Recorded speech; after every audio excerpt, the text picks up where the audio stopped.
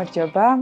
ეს არის პოდკასტი სტარტაპერი, ბიზნესზე, სტარტაპებზე, ტოპ მენეჯერებზე, ლიდერებზე, ადამიანებზე და მათ ისტორიებზე, როგორ მიაღწიეს წარმატებას და რა გზა გაიარეს ამ წარმატების მისაღწევად. პოდკასტს აფინანსებს კომპანია Piplia, რომელიც არის HR აუთსორსული კომპანია საქართველოში. მე ვარ მარიამ დემურაშვილი. დღევანდელი ჩვენი სტუმარი არის ნატო კვაჭანტირაძე, ადამიანური კაპიტალის მენეჯერი Senomi Retail-ში, არაჩვეულებრივი ადამიანი და დღევანდელი პოდკასტის თემა არის ქალები მენეჯმენტში. გამარჯობა ნატო. გამარჯობა მარტ. მადლობა მოწვევისთვის. ძალიან მიხარია რომ თქვენთან ვარ. ასევე ძალიან მიხარია, იმიტომ რომ მე მქონდა შენი გაცნობის შესაძლებლობა იქამდე და ვიცი შენი დამოკიდებულება ზოგადად ქალების მიმართ და როგორ აძლიერებ ადამიანებს სხვადასხვა მიმართულებით. მინდა რომ პირველ რიგში დავიწყოთ HR-ის მიმართულებით. მაინტერესებს რატომ HR-ი? რატომ მოხვედი HR-ში? შენი ისტორია თუ შეგიძლია რომ მოგვიყვე. სიამოვნებით. 17 წლის წინ დავიწყე პროფესიული განვითარება, ჩემი კარიერა, თუმცა მანამდე კიდევ 2 წლით ადრე ავარჩიე ფსიქოლოგიურზე სწავლა. ეს ის პერიოდია, 2004 წელია საქართველოში, როდესაც ფსიქოლოგიურზე სწავლა ცოტა ისეთი კითხვის ნიშნებს ბადებს სოციუმში. ანუ არ მინდა რომ ისეთი უხეში ფრაზა გამომივიდეს, მაგრამ რაღაცა სულიერად ავანტყოფების, ოღონდ ცუდ კონტექსტში ნათქვამის, ასე ვთქვათ, ექიმად რომ მოგიაზრებენ, თუმცა არც ეს არის ათაკილო, აი ის დროა, თუმცა ადამიანები მაინტერესებდა, დავიწყე ადამიანებით და რეალურად ვამთავრებ და ვმოღვაწეობ ადამიანებთან, მიუხედავად იმისა, რომ კლინიკურ ფსიქოლოგიას არ გავყევი და ორგანიზაციულ ფსიქოლოგიაში დავიდე ბინა. ესეც იმიტომ იყო, რომ ძალიან პატარა კოჰორტს, რომლებიც ფსიქოლოგიურზე ვსწავლობდით, შეგვეძლო, რომ პროფშერჩევა გაგვეკეთებინა და პროფორიენტაცია და ჩემი ესეთი ნედლი უნარები, მაშინ ამბობდნენ, რომ მქონდა თითქმის უმართავი ემპათიის უნარი, რომელიც დათრგუნვას და სტრესს გამოიწვევდა კლინიკურ ფსიქოლოგიაში მოღვაწეობის შემთხვევაში. ამიტომაც ორგანიზაციული ფსიქოლოგია ცოტა უფრო უსაფრთხო მაშინდელი გადმოსახედიდან, თუმცა არ ვიტყოდი ამას, იმიტომ რომ ჩვენ HR-ები საკმაოდ სტრესულ გარემოში მუშაობთ, რადგან მრავალფუნქციურია ჩვენი ასე ვთქვათ პასუხისგებლობის დაფარვის სფერო და მოკლედ მეორე კურსიდანვე დაიწყო ჩემი კარიერული სვლა HR-ის პროფესიულად. მაშინ ასევე ძალიან დეფიციტური იყო, რომ პროფესიულად გაგეგრძელებინა კარიერა და HR-ი როგორც ეს ჰაში და არის აი ამ 200-ოს აბრევიატურა არცოდა არავინ. ანუ ვერც იმეორებდნენ, პოზიციაც არ იყო, ხო, ახალი როლია, ხო, ეს ხო ეხლა დამკვიდრდა, ანუ ვერც ისწავლიდი მაგისტრატურის HR-ი არ არსებობდა, არაფერი არ იყო და საქართველოში HR-ში მოვდიოდით მხოლოდ ფსიქოლოგიიდან ძირითადი ხაზი იყო განვითარების ეს. კარიერის კუთხით ჰედჰანტერი ვიყავი, ერთ-ერთ პირველ HR Comgy დღეს ყველა მიცის და იქ დავიწყე მოღვაწეობა. ეს იყო საკმაოდ ისეთი სუყე პლატფორმა, ახალი გამოშვება HR-ების მაშინ. ძირითადად პოზიციონირებდი 6 წელი უფრო რეკრუტმენტში, შემდეგ უკვე გადმოვედი ორგანიზაციაში, უფრო ისეთ კორპორატიული HR-ი გავხდი და უკვე 8 წელია საერთაშორისო კომპანიაში ვარ, როგორც ახსენე Senomi Retail-ში, ეს არის არაბული კომპანია, ფრანშაიზი საქართველოში. საქართველოს გარდა კიდევ მინას და კავკასიის რეგიონსაც აერთიანებს და ნუ საკმაოდ ისეთი საინტერესო 8 წელი მაქვს აქ განვლილი, იმიტომ რომ აი ამ მარკეტებზე რომელიც იყო სიტყვაზე ევროპის მარკეტი, საქართველო, აზერბაიჯანი, სომხეთი, მინა, ანუ ეგვიპტე, იორდანია, მოროკო, იმდენი განსხვავებული სტერეოტიპი და საუდის არაბეთი. ძალიან ისეთი სტერეოტიპული გარემო იყო გამოცხობილი ქალის როგორც ლიდერის მიმართ, ასე რომ საინტერესო დისკუსია გვექნება ძალიან. დაუბრუნდები კითხვას რომ რატომ HR-ი? მინდა რომ ცოტა ღრმად ჩავიდეთ ამ მიმართულებაში, იმიტომ რომ მგონია რომ სურვილი და შედეგი ერთმანეთთან არის დაკავშირებული და ცოტა უფრო მეტად ღრმად იმალება, ვიდრე ჩვენ წარმოგვიდგენია. რა სურვილს გიკმაყოფილებს კონკრეტულად HR-ის მიმართულება, თუ შეგიძლია რომ ძალიან საინტერესო შეკითხვა, იმიტომ რომ თავიდან როდესაც არჩევანს ვაკეთებდი იმისი რომ სიტყვაზე საკუთარი თავი გადამერჩინა და პროფესიაში დავრჩენილიყავი და სოციალური ფსიქოლოგია თუ ორგანიზაციული ფსიქოლოგიის შორის ვაკეთებდი არჩევანს, მაშინ რეალურად არ ვიცოდი ამ პროფესიის ძირითადი ისეთი ალუბლები რა იყო და ეს რეალურად არის პირდაპირი გავლენა. ანუ ძალიან ძლიერი გავლენა, იმიტომ რომ როგორც კი იგებ, რამხელა ზეგავლენა შეიძლება გქონდეს სოციუმზე, ადამიანებზე, ორგანიზაციაზე, თავად ორგანიზაციაზე, ხო, რაც არ უნდა დღევანდელი თაობა და დღევანდელი სამყარო გადადიოდეს ავტომატიზაციაზე, AI შემოდიოდეს ყოველდღიურობაში, რაც ძალიან ჩვეულებრივი მოვლენაა და უკვე ამას შევეგუეთ, მივიღეთ და უკვე ვცდილობთ რომ გავიაზროთ, რომ რაში შეიძლება გამოვიყენოთ, ადამიანი რჩება ყველაზე ძვირფას ასეტად, ყველაზე ძვირადღირებულ ქონებად კომპანიისთვის. და წარმოიდგინე, როდესაც ადამიანს აწინაურებ, როდესაც ადამიანს სამსახურიდან უშვებ, როდესაც ადამიანისთვის მოგაქვს ახალი კეთილდღეობა, როდესაც ადამიანის მენტალურ ჯანმრთელობაზე ზრუნავ და მის კეთილდღეობაზე ფიქრობ, და როდესაც ეს ყველაფერი აისახება უკვე ორგანიზაციულ მოწყობაზე და გარემოზე და ყოველ დღე ადამიანი იღვიძებს და მოდის იმ ადგილას, სადაც უნდა ყოფნა და ამაზე გავლენა გაქვს პირდაპირ, ხო? რატომაც არა. ორი რაღაც მესმის შენი საუბრიდან, რომ შევაჯამო. ერთი არის გავლენა და მეორე არის ადამიანები. დიახ. და გავლენა თუ ადამიანები? გავლენას არ ექნებოდა მნიშვნელობა თუ არ დაინახე ეს ყველაფერი შენს ირგვლივ ადამიანებზე. მოდი გადმოვთარგმნოთ ახლა ეს რა კონტექსტში იცი რომ პირობითად აი ეს გავლენა რომელიც შეიძლება იყოს ნეგატიური და მე უფრო პოზიტიურ გავლენაზე საუბრობ და ფოკუსირდები ახლა ის რომ გავლენა კი არ გაქვს ის რომ შენს მერე ისინი უკეთესად აზროვნებენ უკეთესად ფიქრობენ უკეთესად იქცევიან, უკეთესად წყვეტენ დავალებებს, უკეთესად იწყობენ ცხოვრებას. აი ეს არის გავლენა.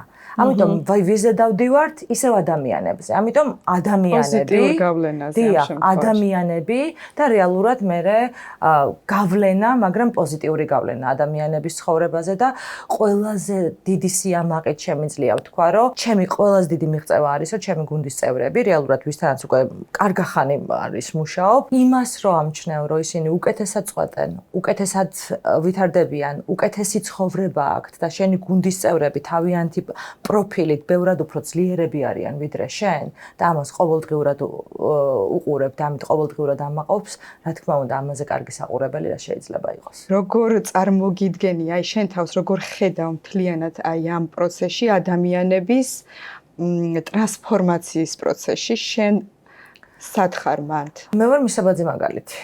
ანუ სავარაუდოდ რაღაც ისე გამომდის, რომ ჩემი თავის ირგვლივ ტრიალებ, მაგრამ დარწმუნებული ვარ, რომ ძალიან ბევრ ასპექტში მიმართავს ადამიანები, იმიტომ რომ ადამიანები ნათლად ხედავენ საკუთარი თავის შეცნობას, შეცდომების აღიარებას, უწყვეტ სწავლა-განვითარებას, უწყვეტს ამას ხაზს უსვავ, იმიტომ რომ არასოდეს არ შემიწყვეტია სწავლა და განვითარება, იმიტომ რომ თუ არ სწავლობ ვერ იზრდები და ხასიათის ტრანსფორმაციას, ხო, აი ამ ემოციური ინტელექტის მოდრეკვას და ისე გამოძერწვას, რომ რეალურად აი ამ მაღალ პოზიციებზე, მაღალ ძიმე მაგიდებთან შეძლო და ზუსტად აი ეს ქალური სტერეოტიპები არ წამოიღო წინა პლანზე, ვინც ამას უყურებს რეალურად თუ ის ფიქრობს, რომ ეს ჭირდება, ეს აუცილებლად უნდა წაიღოს თავისთან. აუცილებლად. გარეგნობიდან დაწყებული, დამთავრებული ჟესტიკულაციით, არ ვიცი, ინტერესებით, განვითარების და ცნობის მოყვარეობის წყორვილით. ცნობის მოყვარეობა არის, მე თუ მკითხავთ, ყველაზე მნიშვნელოვანი ღირებულება, რომელიც ქალს დაყდება დნმ-ის დონეზე, რაც მამაკაცებისგან ცოტა განგვასხვავებს, იმიტომ რომ ძალიან ცნობის მოყვარეები ვართ და ეს შემგროვებლური ინსტინქტები, რომელიც ეს გვაქვს და ამით დავიბადეთ, იმიტომ რომ ჩვენ შემგროვებელი ვართ ის მონადირე და აი ეს ცნობის მოყვარეობა თუ რომელი სოკო შეიძლება იყოს შღამიანი, ხო? აი ეს ცნობის მოყვარეობაა იარაღი, რომელთაც უნდა გადავრჩეთ და წინ წავიდეთ. მოდი ერთ კონკრეტულ მიმართულებაზე ვისაუბროთ. შენ ახსენე ქალი ლიდერი. რას ნიშნავს შენთვის ქალი ლიდერი?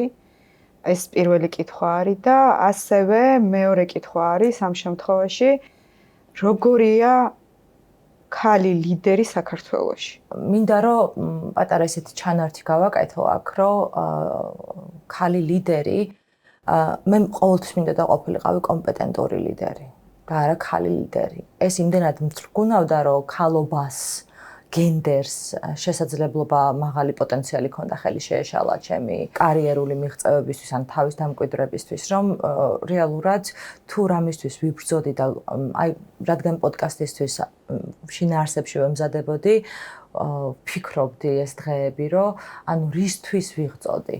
რა მინდოდა, რა იყო ჩემი мотиваცია, რომ ეს ლიდერობა, ასე თქვა, წამომეწია და ანუ ამბიცია მქონოდა ლიდერული პოზიციების დაკავების, ხო? ანუ რაღაცა ისეთი, რომელიც გუნდს მართავს, პროცესს მართავს, სისტემას მართავს, ორგანიზაციას მართავს, ხო? რეალურად ეს იყო ის, რომ ყოფილიყავი კომპეტენტური ლიდერი.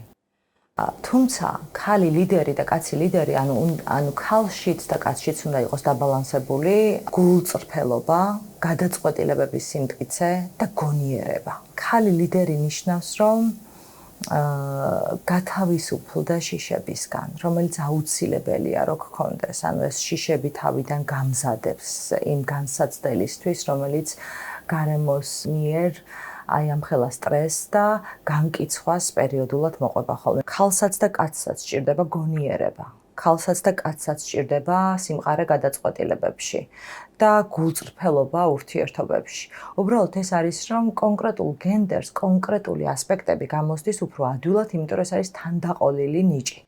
რაც თანდაყოლილია, ის ადვილადაც ვითარდება. ჩვენ შემთხვევაში ქალი ლიდერი რეალურად არ ფასდება ანუ არ არის თანაბარი შეფასება გარემოში და სამყაროში ქალი ლიდერების მისამართით. ის რაც მისაღებია მამაკაცი ლიდერისთვის, თითქმის მიუღებელია ქალი ლიდერისთვის, ხო? იმიტომ რომ იქ ერთვება ემოციები, ემოციურობას აბრალებენ, რო არის ჰისტერიული, ჰისტერიულობას აბრალებენ, რო არის სიტყვაზე აგრესიული, თუმცა არის ისეთი მიმართულებები, სადაც ქალი უპირობო ლიდერია, რაც არის კომუნიკაცია, მაგალითად მაღალი ემოციური ინტელექტი, შეცნობა გარემოში რა ხდება, ადამიანები რას განიცდიან, მართვა, კრიტიკული და სტრესული სიტუაციების, ანუ იგივე ცვლილებების მენეჯმენტის, იმიტომ რომ ქალი უკეთესად ისმენს, იმიტომ რომ ქალს განვითარებული აქვს მოსმენის კულტურა, იმიტომ რომ სჭირდებოდა ოდითგანვე. აქვს უფრო მაღალი ნებისყოფა, ყოფნდება გადაწყვეტილებების მიღებისას, იმპულსური არ არის ამაში და ნაკლები ეგო აქვს. თუმცა როგორც კი ესენი წინა პლანზე წამოვა, მაშინათვე გახდება ქალი აუცილებლად განსჯის საგანი. იმიტომ რომ ქალი უნდა იყოს ესეთი მტკიცე, მაგრამ არა მკაცრი, დამთმობი, მაგრამ არა სუსტი. ანუ იმდენად ურთიერთგამომრიცხავი ტრიგერები მოდის, რომ თუ მაგალითად მამაკაცი ხმამაღალია ლიდერშიპში ან მენეჯმენტში, ხო, ის ასერტულია, მაგრამ თუ ქალი ხმამაღალია, ის აგრესიულია. ანუ იგივე სტერეოტიპები არ გვჯაჯავენ. და ნუ ეს უკვე მივალთ ბაიასებამდე და რაღაცა რწმენა წარმოდგენებამდე. საქართველოში რთული სიტუაცია იყო წლების წინ, რეალურად თითზე დასათვლელი იყო ქალი ისეთი მაღალ პოზიციებზე, ძირითადად ბუღალტერიაში პოზიციონირებდნენ, მაგრამ არა ფინანსებში, ბუღალტერიაში, ხო? და აი ეს მთავარი ბუღალტრები, ესეთი მაღალი წარმატებული ქალბატონები, საკმაოდ შემხვედრია ჩემს headhunting-ის პრაქტიკაში, დღემდე მახსოვს მათი ასე თქვათ ძალა და გავლენა. თუმცა ძალიან სტერეოტიპული და შეზღუდული იყო ის პროფილები და პროფესიები, რაშიც ქალები კიდევ უფრო წინ და წინ მიდიოდნენ. დაახლოებით რამდენი წლის შუალედზეა საუბარი? 17-15. ესე. თუმცა ეხლაც მარი, მაგალითად, თუ ხარ ქალი ლიდერი, ჯერ კიდევ პედესტალზე გსვავენ, მაგალითად, მასკულინურ სამყაროში, ხო? არის მასკულინური კომპანიები დღეს საქართველოში, სადაც ქალი ლიდერები ყავთ და ძალიან მეამაყება თითეული მათგანი, თუმცა ეს მაინც ჯერჯერობით არის თითით საჩვენებელი და თუ ქალი არ იქნებოდა, იმას არ გამოიყვანდნენ სცენაზე. ანუ ორივე ასპექტი აქვს რა, პოზიტიური და ნეგატიური დისკრიმინაცია. ესეთი კითხვა დამებადა და ძალიან მინდა რომ გკითხო თანასწორობა. თანასწორობა არის რა გესმინება თანასწორობასთან დაკავშირებით. შევიდეთ გენდერში, შევიდეთ პოზიციებში თუნდაც და ეს იყოს საქართველოზე. კარგი. ეს იყოს საქართველოზე და თანასწორობა. მოდი მაშინ ესეთი გამოცანით დავიწყებ, თუნებას მომცემ და ეცადე რომ გამოიცნო. მამა და შვილი გზავრობენ მანქანით, მოხდება მანქანის ავარია, მძიმედ წავიდა ეს ისტორია, მაგრამ მნიშვნელოვანი ასპექტია ეს. მამა გარდაიცვლება, შვილს გადაიყვანენ საავადმყოფოში და როდესაც ოპერაცია უნდა გაუკეთდეს, ქირურგი ამბობს, რომ მე ამ ბავშვს ოპერაციას ვერ გავუკეთებ, იმიტომ რომ ეს ჩემი შვილია. როგორ შეიძლება ეს მომხდარიყო? არ ვიცი. ქალი დედა. ანუ წარმოიდგინე პირდაპირ ტვინმა წამოიღო, რომ თუ მამა მოკვდა, გარდაიცვალა. რომელიც დიდი ალბათობით ქირურგი უნდა ყოფილიყო და არა ანუ დედის ანუ პირდაპირ ხო წამოვიდა ეს ხო გესმინება როგორც კაცი და იმედო არის პროფესიები რომელიც პირდაპირ პოზიციონირებს როგორც კაცის პოზიციები ქირურგია განსაკუთრებით ნეიროქირურგია იმიტომ რომ მეტი ფოკუსი ჭირდება და შეიძლება სკილები ჯობდეს იქ ქალისას თუმცა ქირურგია ხო ანუ რაღაც მამაკაცი ქირურგები უფრო ძლიერები არიან, ან მამაკაცი ქირურგები უფრო მეტნი არიან. სტერეოტიპია, რა თქმა უნდა სტერეოტიპია და ზუსტად უცებ ეგრევე მოგდის, რომ როგორ კაცს თუ მოკვდა, როგორ არის მისი შვილი, ხო? იმიტომ რომ ყავს მას დედა, რომელიც შეიძლება იყოს ძალიან მაგარი ქირურგი რა. არ არის აქ თანასწორობა. არ არის არა მარტო საქართველოში, არამედ სამყაროშიც დისბალანსია და იმიტომ არის გადაღებული ეს თემა. თუმცა გარკვეულ ეთიკურ ფარგლებს არის გაცდენილი და რეალურად ეს ჩემი გადმოსახედიდან უფრო აზიანებს სიტუაციას, ვიდრე ადგება სიტუაციას. თუმცა ის რომ ჩვენი ანაზღაურება მაგალითად ბევრად ჩამორჩება საქართველოში შეუსწორებელი ანაზღაურების განსხვავება გენდერ შორის არის 31.7%. 2/3-ს გამოვიმუშავებთ რა მამაკაცის შემოსავლის და ეს არის იგივე რომ უფასოდ მუშაობდე ორთვე ნახევარი, ანუ ერთი და იგივე პოზიციაზე, ქალი და კაცი, ქალი მუშაობს ორთვე ნახევარი უფასოდ. იმიტომ რომ უბრალოდ ნაკლებს გამოიმუშავებს. ან 3 საათის მერე არ უხდიან. წარმოიდგინე 7-მდე სამსახურშია, მაგრამ 3 საათის შემდეგ არ უხდიან. აქ კიდე თანასწორობა არ არის, რა თქმა უნდა, იმაში, რომ თან დაყოლილი აქვს დედობისთვის დამახასიათებელი საქმიანობები და საოჯახო საქმეები არ არის თანაბრად განაწილებული. შესაძლებელია ეს უფრო ძლიერად იყოს წარმოდგენილი ჩვენს კულტურაში, ვინაიდან და რადგანაც სახლის დალაგება, თეთრეულის მოწესრიგება თუ საყოფაცხოვრებო ასე ვთქვათ, სისუფთავის დაცვა ძირითადად ქალის პროფილის ნაწილია. 45 საათს ამბობენ, რომ ქალი კვირაში სახლშიც მუშაობს, მაშინ როდესაც კაცი დაახლოებით 15 საათს მუშაობს სახლის საქმეებში. რა თქმა უნდა, ეს იწვევს გადაღლას ნაკლებ ფოკუსს თუმცა ჩვენი გონება მოწყობილია რომ გქონდეს აი ეს მულტიფუნქციურობა თუმცა აქვს რაღაცას თავისი ასე ვთქვათ ზღვარი ასე რომ პირდაპირ გითხრა რა თქმა უნდა საქართველოში და საქართველოს ფარგლებს გარეთაც შეინიშნება და არსებობს კიდევ არათანაბარი მოპყრობა არათანაბარი შესაძლებლობები ქალსა და კაც შორის. ეს სტატისტიკური მონაცემები, რომლებიც დაასახელე, ეს რაზე არის დაფუძნებული? სად ნახე ეს ინფორმაცია? ჩვენი საქსტატის მონაცემებია, ძალიან კარგ დოკუმენტს აქვეყნებს სხვათა შორის ქალი და კაცი საქართველოში. და რეალურად ახლა 2024 წლის დოკუმენტი ასახავს 2023 წლის მონაცემებს და ცოტათი რეგრესიაც კი ფიქსირდება სახელმწიფო განსხვავებებში, იმიტომ რომ 2022 უკეთესი მდგომარეობა იყო და 23-ში ოდნავ 0.4%-ით გაუარესდა. თუმცა პროგრესი არ დადგა, რაც ანუ ძალიან მნიშვნელოვანია, რომ წლიდან წლამდე პროგრესი დადგეს. ვერ შევადარებთ, რა თქმა უნდა, 2012 წლიდან აქვთ მოყოლებული სტატისტიკა და 2012 წლის მონაცემებს, თუმცა მაინც სტაგნაცია შეინიშნება ქალისა და კაცის ანაზღაურების ბალანსში. იმაზეც ვისაუბროთ, მაშინ რატო არის ეს განსხვავება?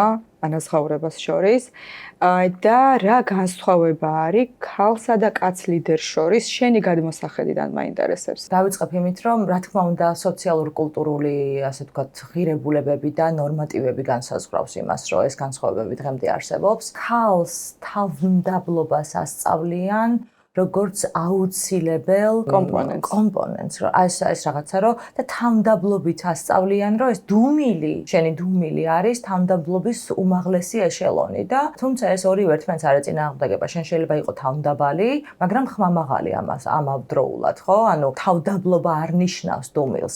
თავმდაბლობა ისე ჯდება მერე ჩვენს ხასიათში, ჩვენს ნორმებში, რომ რაღაცეები არ გვეკუთვნის, რომ გავაკეთოთ, არ გვეკუთვნის, რომ ვთქვათ. რეალურად ეს ყველაფერი მერე ითარგმნება მოლაპარაკებებში, სამსახურში რისკიან გადაწყვეტილებებში. პირობითად, როდესაც ქალი ეძებს სამსახურს, ის უფრო ხშირად თანხმდება იმაზე დაბალ ანაზღაურებას, ვიდრე მას ეს უნდოდა, მხოლოდ იმიტომ, რომ სამსახური კონდეს. და მე ვფიქრობ, რომ მე იქ გაიზრდება, იქ მოუმატებენ, იქ შეამჩნევენ. მამაკაცი სხვანაირი სტრატეგიით ოპერირებს, არ თმობს და იმდენად კარგად სჯერა თავისი უნარების და იმდენად მნიშვნელოვანია მისთვის, რომ ეს რაღაცა მაღალი ნიშნულით დაიწყოს, რომ რეალურად ურჩევნია უმუშევარი იყოს, ვიდრე გქონდეს სამსახური, სადაც შესაბამის ოდენობის თანხას მისთვის სამყოფს არ გამოიმუშავებს.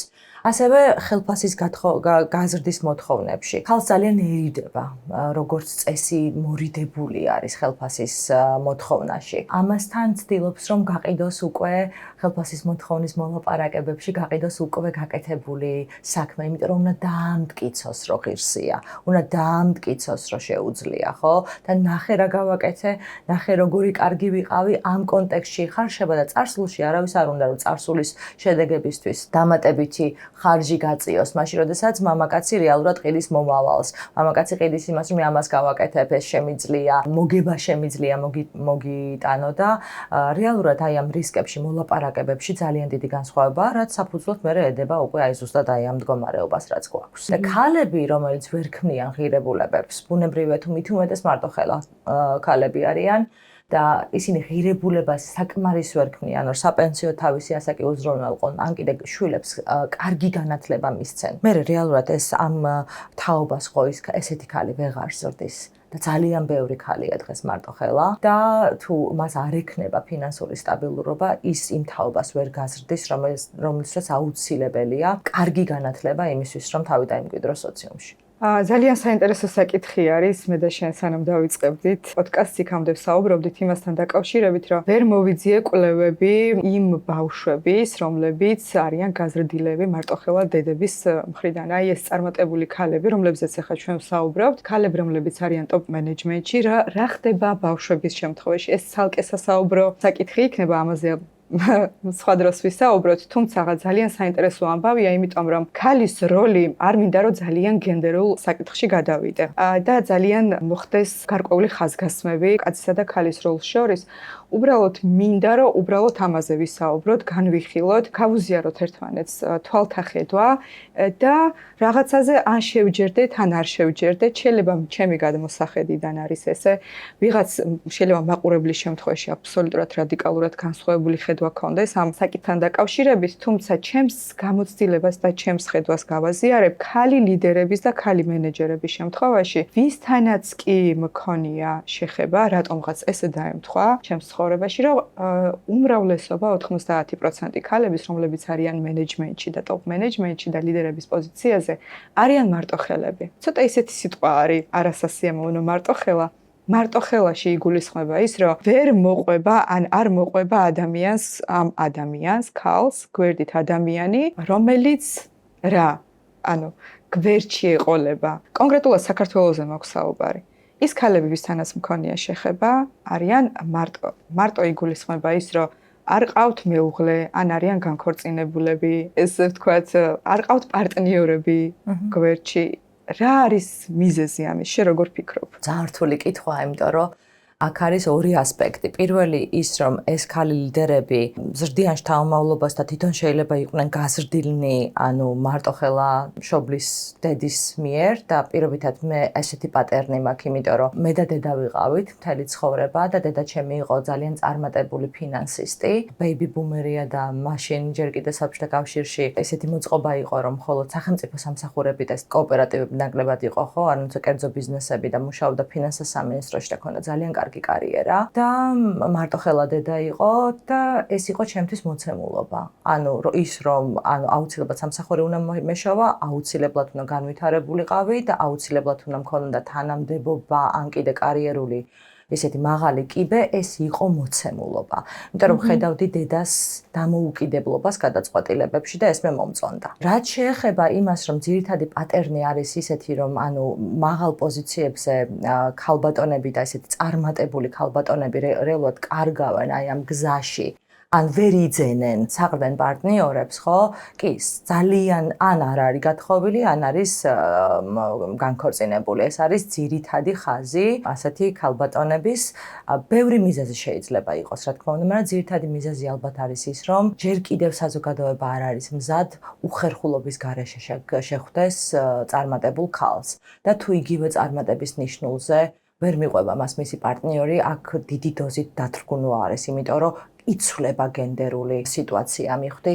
ქალი როდესაც მასკულინური ხდება და ქალი როდესაც თავარი ხდება გადაწყვეტილებებში და წამყვანი ძალა ხდება ოჯახში, რეალურად იქ ირევა როლები და აი ეს შეცვლილი როლები არ არის მისაღები როგორც წესი ძირითადად მამაკაცებისთვის და ეს დათრგუნვა და ანუ ეს ზოგადად დისკომფორტი მერე ქმნის იმას რომ ეს ადამიანები ერთმანეთს სცილდებიან და დიდი ასე ვთქვათ უფსკული ჩდება მათ ცნობიერებაში და კიდევ არის ხოლმე შემთხვევები მე ძალიან ხშირად მინახავს რომ კონკურენციაში შედიან მეუღლეები ქალბატონ მეუღლესთან ანუ მამაკაც მეუღლეები და რეალურად ეს ქმნის ხოლმე დისკომფორტს.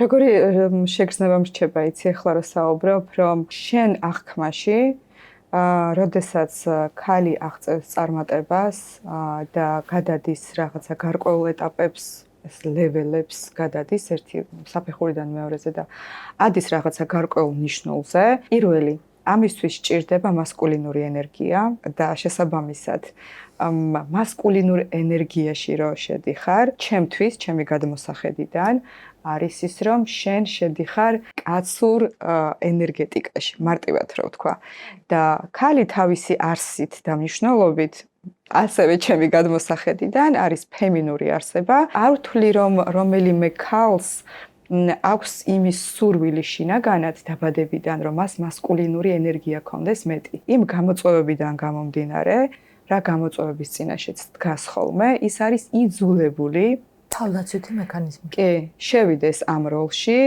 მოირგოს ეს როლი და ეს როლი ატაროს აბჯარივით. იმიტომ რომ არც ერთი ქალი არ არის თავისი ბუნებით მასკულინური ენერგიის მატარებელი. და უბრალოდ ამ მასკულინურ ენერგიაში რო შედიხარ, მერე იქიდან გამოსვლა არის ძალიან რთული. შეიძლება რომ გამოხვიდე, ალბათ ფიქრობ იმ შემთხვევაში თუ გრძნობ რომ შეგიძლია რომ იყო ფემინური იმ კონკრეტულ მომენტში. სხვა შემთხვევაში შენ გამომუშავებული გაქვს, უკვე შეგრძნების დონეზე ხარ შესული მასკულინურ ენერგიაში და ხარ აი მომპოვებელი, მარტივად რო ვთქვა და როდესაც ურთიერთობებს რო დაუბრუნდეთ და დავლინკოთ, ვერ იქნება მასკულინური ქალი, მასკულინური კაცის გვერდით, რომელიც რაც კონკურენცია ახსენე, ზუსტად ეგ შეგრძნება ექნება დარწმუნებული ვარ მამაკაც. თუმცა ეს ისეთი საკითხია, რომლის გარშემოც მუდმივად შეიძლება ვიტრიალოთ და ამის პასუხი არ იყოს მკაფიო და არ იყოს ერთგვაროვანი და იყოს მრავალფეროვანი პასუხი, იმიტომ რომ ყველას აღქმაში არის სხვადასხვა წარმოდგენა, თუნდაც რწმენა წარმოდგენებიდან გამომდინარე, ჩვენი აღზრდიდან გამომდინარე, გამოცდილებიდან გამომდინარე და ასე შემდეგ და უბრალოდ ჩვენ როგორც ქალების სახელით ვისაუბრებ, ვირჩევთ იმ გზას, რომელიც იმ კონკრეტულ მოცემულობაში არის საჭირო იმისთვის, რომ თუნდაც გადავრჩეთ და როგორც მარტოხელა დედის შემთხვევაში ვიტყვი, შენ დედის როლი ახსენე შენს ცხოვრებაში, ჩვენ მაინც საბოლოო ჯამში როგორც ფსიქოლოგიის გადმოსახედიდან ვფიქრობ, რომ დედის და მამის სტერეოტიპები ვიზრდებით და ამ როლს ვაგრძელებთ. თუ არ ხდება შემდგომ ამის განვითარება სხვანაირად დალაგება საკუთარ თავზე რაღაცა კუთხით მუშაობა პირობითად ვიძახი რომ ეს ამბავი დავალაგოთ და შენ თვლი საკუთარ თავს წარმატებულ და ლიდერ ქალად დღეს აბსოლუტურად დაგეთანხმები რომ არც ერთი ქალი არ გძნობს მასკულინურ ენერგეტიკაში თავს კომფორტულად. ეს არის გამორიცხული რომც ვამბობთ იმას რომ აი ეს ჩვენ გვაძლევს გარკვეულ არა ყალბია. თუმცა არის გადარჩენისთვის საჭირო, თუმცა არის მორგებული როლი და გაკეთებული ასე ვთქვათ ნიღაბი, რომელიც სხვადასხვა გარემოში, აი ეს რაღაც 5 როლის მორგება შეგვიძლია ზოგადად ცხოვრებაში და მინიმუმ 3 როლში ეს ნიღაბი ამართლებს რა, იქ სამსახურში, რაღაცა გარკვეულ სოციუმში, ესეთ გარემოებებში, ხო? ქალის ფემინური ხაზი თუ მასკულინურმა კაცმა გამოაღვივა და გამოაღვიძა და გამოიტანა გარეთ, ქალს 100-ჯერ უფრო გაუადვილდება იმაზე უფრო მაღალი ეშელონების დაპყრობა თავისი ფემინური ენერგეტიკით, ვიდრე აი ეს მიწებებული ყალბი მასკულინური იმით. თუმცა სჭირდება მასკულინური ენერგია ირგვლივ. როგორც კი დგას ეს მასკულინური ენერგია მის გვერდით, ის მომენტალურად აფრქვევს ზუსტად აი ამ დიდი დოზით ფემინურ ენერგეტიკას და ამას იყენებს ყველაფერში აბსოლუტურად და კიდევ უფრო სწრაფად მიდის წინ, იმიტომ რომ იმ სტერეოტიპიდან რომ აი ეს ანჩხლი ქალი და სულ რო ჩხუბობს და სულ რო გაბრაზებულია, რატო არის გაბრაზებული? იმიტომ რომ უსაფრთხოების შეგრძნებები არა აქვს დაკმაყოფილებული, მასკულინური ენერგია რას გვაძლევს? ერთადერთი რას ვითხოვთ? უსაფრთხოებას. იმიტომ რომ საბაზისო მოთხოვნილება აბსოლუტურად ის როგორც კი წამოვა და ისოდათ აი ეს რო არ გჭირდება რომ აბჯარი გეცვას და იყო ამორძალი ხო ამ ცხოვრებაში მე ისე ლაგდება ყველაფერი იმიტომ რომ ჩემ ცხოვრების ტრანსფორმაციაც იყო ეს და დავაკვირდი როდესაც შედარებით უსაფრთხოების შეგრძნებები დამილაგდა და ანუ ზუსტად აი ეს მასკულინური ენერგია გამოაღვიძა და გამოიტანა გარეთ ჩემი ქალური ენერგეტიკა ბევრი რამე შეიცვალა ჩემ ცხოვრებაში, ძალიან ბევრი. და რაც შეეხება შენს კითხვას, მე თავად ვთვლი თუ არა რომ ვარ შემდგარი ლიდერი დღესდღეობით ბაზარზე, კიდე ბევრი მაქვს ასიარულო და ძალიან ბევრი მაქვს სასწავლი. 17 წელია მოღვაწეობ, რაღაც ხმამაღალი სიტყვა გამომივიდა, მოღვაწეობ, ცოტა შევიშმუშნე, ანუ პროფესიულად აქტიური ვარ და ვფიქრობ, რომ ალბათ ბოლო 5 წელი ვარ ზუსტად იმ მოწყობაში, რომელი მოწყობისთვისაც აი ზუსტად აი ეს 12 წელი ნელ-ნელა მოვდიოდი. კიდევ ბევრი მაქვს სასწავლი, კიდევ დიდი გზა მაქვს გასავლელი, თუმცა შემიძლია ვთქვა, რომ მე ვიღებ გადაწყვეტილებებს იქ, სადაც გაჩუმება ჯობია და მე ვამბობ სათქმელს იქ, სადაც რეალურად უკავშირი, ანუ ისეთ წინასწარ ვიცი, რომ პივნეული იქნება. ამიტომ ვფიქრობ, რომ იმ ძალისხმევით, რა ძალისხმევასაც ვდებ, რეალურად კარგი შედეგი მაქვს მოტანილი საკუთარი კარიერისთვის, sakutari თავის განვითარებისთვის. შეგრძნების დონეზე, ამაზე რომ საუბრობ, როგორი შეგრძნება გაქვს და სიამაყე. ძალიან კარგი შეგრძნება არის, დარწმუნებული ვარ. აი აქ გათვა. ძალიან კარგი მთავარია, რომ რეალურად შეგრძნების დონეზე იმას გრძნობდე, რომ იქ ხარ, სადაც უნდა იყო. მე ესე ვფიქრობ, იმიტომ რომ მაშინ რა არის აზრი თუ ეს შეგრძნებები არ გახლავს თან. და მე მაინტერესებს ესეთი რაღაც, რომ არის ბევრი გოგონა, რომელიც თუნდაც სტუდენტია, ან ქალია, რომელიც აი ეს შორიდან უყურებს და ფიქრობს, რომ აი, ოდესღაც ვიქნები იქ სადღაც ზევით და მე მართავ რაღაცა გარკვეულ პროცესებს და ასე შემდეგ. რა რჩევას მისცემდი ისეთ ქალებს, რომლებიც დაინტერესებულები არიან მართვის პროცესით და ამ რაღაცა მაღალი რგოლით, სადაც გარედან ჩანს, ხო იცი, ბრჭყვინავს, ვიღაცის ბრჭყვინავს, მაგრამ გავიზდები ნატომინდა გამოვიდეო ჩემო სტაჟიორმა მითხრა. მესმის რასაც. რა არის ეს რეალურად იქ ზევით? რჩევას მივცემდი ქალბატონებს, რომ გამოიყენონ თავიანთი შიში, იმიტომ რომ შიში კარგი ინდიკატორია რა, ანუ ეს გაწვრთნან ეს შიში თავისი, ასე ვთქვათ, წინ სასიარულოდ. აუცილებლად ისწავლონ, იმიტომ რომ სიჭკვიანე და გონიერება და წიგნიერება არის ძალიან მნიშვნელოვანი კომპონენტი. აუცილებლად იმოქმედონ და შიშმა რა თქმა უნდა არ უნდა შეაფერხოს და არ უნდა დაელოდოს თავის წარმატებას. წარმატება უნდა შექმნას. ძალიან ისეთი ბრტყელი ნათქვამი გამომდის, მაგრამ რეალურად არასოდეს არ დავლოდები ვარ შანსს. ქმნიდი მოცემულობებს და მოცემულობებში უმოძრაობდი მთელი ჩემი ცხოვრება და სულ აქტიური ვიყავი. მიიღოს განათლება და ისწავლოს ყველასგან და ყველა სიტუაციიდან. არასოდეს არ გაჩერდეს და კონდეს ეს თავისუფლების და მიღწევის მაღალი мотиваცია. არავინ არ მოვა და არ გამოგირთავს Netflix. არავინ არ გააკეთებს შენს გასაკეთებელს არასოდეს. არავინ არ მოგცემს უპირობო თავისუფლებას და გარანტიას, რომ იყო ისეთი, როგორიც ხარ, არის უსაფრთხო. მხოლოდ შენ უნდა გააკეთო და შექმნათ შენი ცხოვრება შენ თვითონ. კი, ამაზე მეც მაქვს აი რაც ამომიტივტივდა ახლა და რაზეც ვფიქრობდი არის ის, რომ 21 წლის ვიყავი, როგორ მახსოვს, გასაუბრებიდან გამოვედი, ჩავიჭერი ამ გასაუბრებაზე, იმიტომ რომ ისეთი პერიოდი მქონდა და კომპანიის გენერალურ დირექტორთან მქონდა გასაუბრება და გამოვედი იქიდან და ვგრძნობდი, რომ აი არაფერი არ უთქვამს, მაგრამ მე თვითონ ვგრძნობდი, რომ არ გამოვიდა ეს ამბავი რა და ერთმა ადამიანმა, რომელიც გზად შემხვდა კიბეებზე ჩამოსვლის დროს, მითხრა ესეთი რაღაც, რომ ნებისმიერ წარუმატებლობას მიყავხარ წარმატებამდე. ნებისმიერი დაცემა ნიშნავს იმას, რომ შენ ახლიდან ადგები ახალი ძალებით. ესე მინდა რომ დავასრულო მოკლედ ეს პოდკასტი, რომ ძალიან მნიშვნელოვანი არის ის, რომ კრიზისულ მომენტებშიც არ აქვს მნიშვნელობა ეს ქალი იქნება თუ კაცი, ამას შევხედოთ, ამ გამოწვევას შევხედოთ როგორც ახალ შესაძლებლობას. მე მგონია, რომ ჩვენ ქვეყანას ამ შემთხვევაში ძალიან ჭირდება ესეთი შთამაგონებელი და მამოტივირებელი სიტყვები, იქიდან გამომდინარე, რომ მუდმივად ერთი ტალღიდან მეორე ტალღაში შევდივართ და ძალიან მნიშვნელოვანია, რომ არ დაგვავიწყდეს, რომ როდესაც მუხლებზე ვდგავართ, უფრო ახალი ძალებით და ახალი შემართებით შეგვიძლია რომ ავდგეთ და ჩვენს ხელში არის ყველაფერი. ანუ არავინ არ მოვა, შენი თქმის არ იყოს, არ გამოგვირთოს Netflix, ჩვენ თვითონ ვქმნით ჩვენ ცხოვრებას. უდავთ. ეს არის ყველაზე მნიშვნელოვანი. კი ბატონო. ძალიან დიდი მადლობა. თქვენ მადლობა. ძალიან ვისიამოვნე, გულწრფელად ძალიან ვისიამოვნე, უღრმესი მადლობა. მეტი დრო რო გქონდეს კიდე გავაგრძელებთ. სიამოვნებით. ჩვენ შეგვიძლია რომ კიდე შევხვდეთ და ახალი თემაც მოვიფიქროთ მანამდე. კი, მადლობა. კიდევ ერთხელ წარმატებები.